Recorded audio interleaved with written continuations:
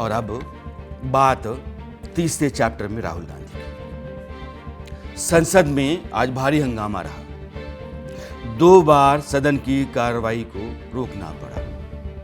राहुल गांधी ने दरअसल पूर्व सेनाध्यक्ष मनोज मुकुंद नरवणे की किताब का हवाला देते हुए जब वो राष्ट्रपति के भाषण पर बोलने के लिए खड़ा हुए, अपनी बात उधर मोड़ ली और कहा कि दरअसल उनकी एक किताब है जो अनपब्लिश्ड है और उसमें डोकलाम में सीमा के पास 4 चीनी टैंक आते हुए दिखे।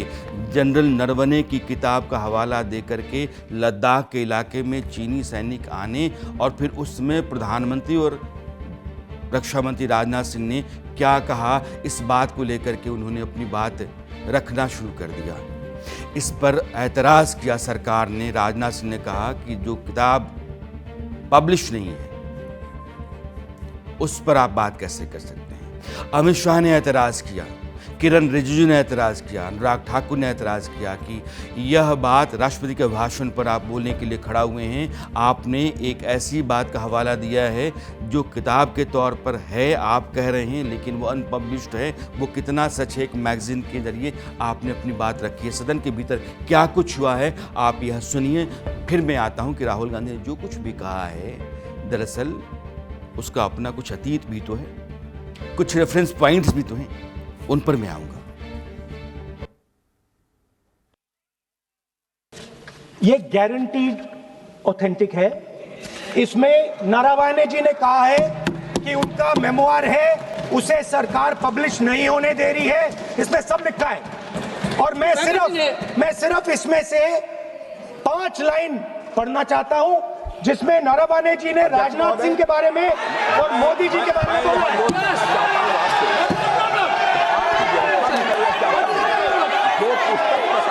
हुई ही नहीं है तो किस पुस्तक को यहाँ पर उल्लेख करना चाहते हैं उनके बारे में। माननीय अध्यक्ष जी, विवाद लीडर ऑपोजिशन ने ही समाप्त कर दिया है। वो स्वयं कह रहे हैं कि पुस्तक प्रकाशित नहीं हुई, उन्हें स्वयं स्वीकार किया कि पुस्तक प्रकाशित नहीं हुई है। अब जो पुस्तक प्रकाशित नहीं हुई है इसका जिक्र सदन में कैसे हो सकता है? और प्रकाशित हो तो भी नहीं कर सकते, मगर प्रकाशित ही नहीं हुई है। हाँ, ऐसे प्रकाशित कोई भी किताब प्रकाशित, कोई भी मेल पर, कोई भी चीज पर चर्चा कैसे हो सकती है यहाँ सदन में? माननीय सदस्य, आप राष्ट्रपति अभिभाषण को बोले। Were within a few hundred meters of our positions on the Kailash range.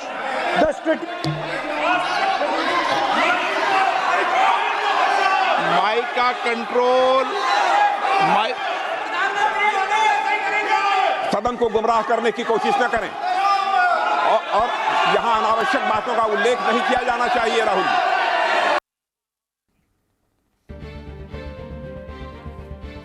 Rahul Gandhi 45 minute तक अपनी बात कहने के लिए जद्दोजहद करते रहे। सरकार के तमाम मंत्रियों ने कहा कि ये गलत बयानी आप कर रहे हैं, आप सदन के भीतर एक ऐसी किताब का हवाला देना चाहते हैं जो छप करके नहीं आई है। आपका कहा कितना सच है, किसी मैगजीन से उठा करके आप कुछ भी कह रहे हैं वो कितना सच होगा। सदन के भीतर जो कुछ भी कहा जाता है वो प्रमाणिक होना चाहिए, वो रिकॉर्ड पर रहता है। आप दरअसल गलत बयानी करने जा रहे हैं और आप ऐसा नहीं कर सकते हैं। डोकलाम को लेकर के लगातार जिस तरीके से राहुल गांधी और बीजेपी नेताओं या सरकार के बीच में टकराव चलता रहा वो 45 मिनट के आसपास रहा।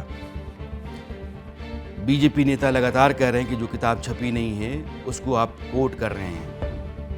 ऐसे में जनरल नरवणे ने क्या कहा था पहले, मैं चाहता हूं कि उसको सुनाऊं और फिर बताऊं कि गलवान से लेकर के डोकलाम और तवांग तक एक जो राजनीति का सच रहा है कांग्रेस का वो क्या है और इस मामले पर जो राहुल गांधी रेफर कर रहे हैं वो क्या रहा। Firstly, we have not lost out in any territory. We are where we were before this whole thing started. But as a result of this agreement, it has been reached on the principle of mutual and equal security.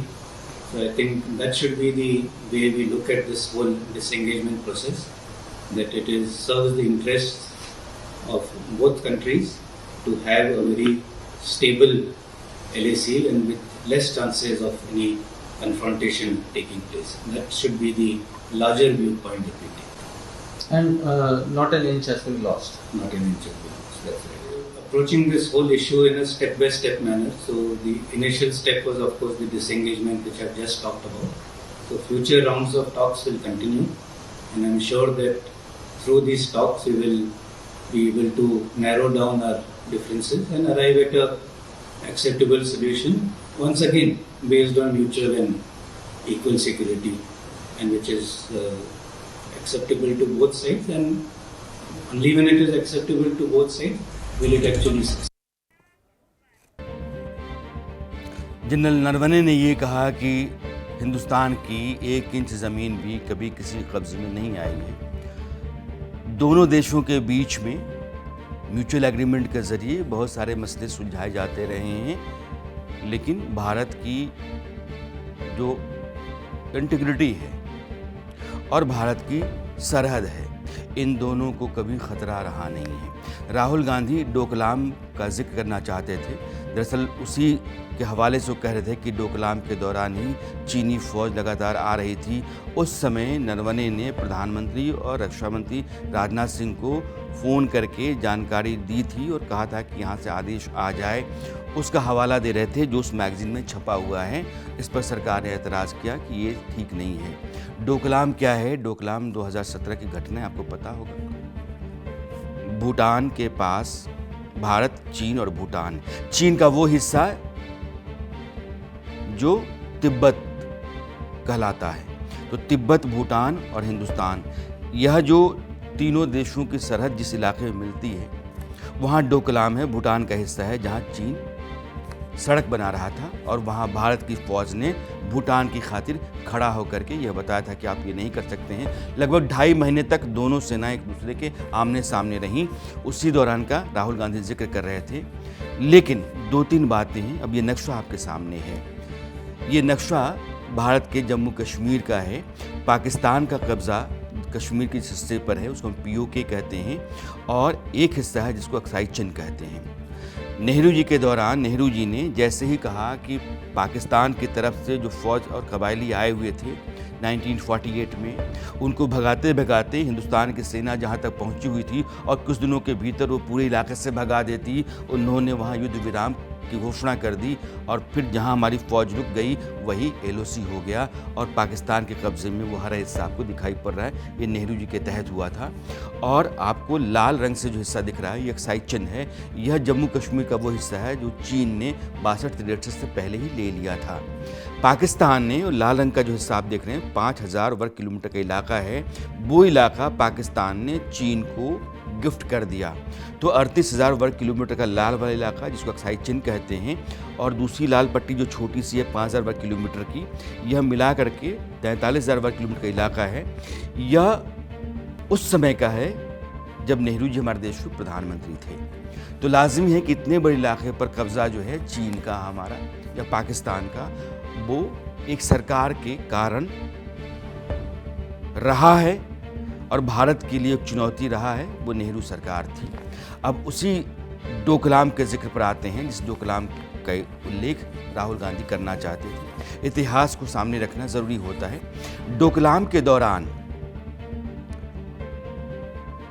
चीनी राजदूत ने राहुल गांधी से मुलाकात की और एक तस्वीर आप देखेंगे 2008 की। यह दोनों तस्वीरें हैं और मैं चाहता हूं कि बड़ी वॉल पे मैं लेकर के आऊं ताकि आपको ये दोनों तस्वीरें देख करके ये अंदाज़ा हो कि ये क्या है और कब कब ऐसा हुआ है। तो एक तस्वीर जो आप 2008 की देख रहे हैं, ये तब यहाँ मनमोहन सिंह की सरकार थी। राहुल गांधी और सोनिया गांधी, शी जिनपिंग जो वहाँ के राष्ट्रपति हैं, उनके साथ गए हुए थे और दस्तखत जो है चीनी कम्युनिस्ट पार्टी और कांग्रेस के बीच में एक MOU पर हुआ। वो जो मेमोरेंडम ऑफ अंडरस्टैंडिंग है वो क्या था, इस बारे में आज तक सवाल नहीं हो पाया। ये है कि चीन की पॉलिटिकल पार्टी के साथ देश की उस समय की सत्ताधारी पार्टी ने चीन में जाकर के जो MOU किया वो क्या था। और जब डोकलाम था, जिस डोकलाम का जिक्र राहुल गांधी कर रहे थे, जिसके दौरान वो कह रहे हैं कि चीनी फौज टैंक जब हिंदुस्तान की सीमा पर आ रहे थे, उस समय आपने चीन के हाई कमिश्नर से, माफ़ कीजिएगा, उसके डिप्लोमेट से मुलाकात क्यों की? जब अपने देश की सेना चीन की सेना के सामने है और टकराव चल रहा है, वहाँ जंग जैसे हालात हैं, कभी भी कुछ भी हो सकता है, इस बात का अंदेशा बना हुआ है, उस दौरान आपने चीनी डिप्लोमेट से मुलाकात की और यह सवाल आता है।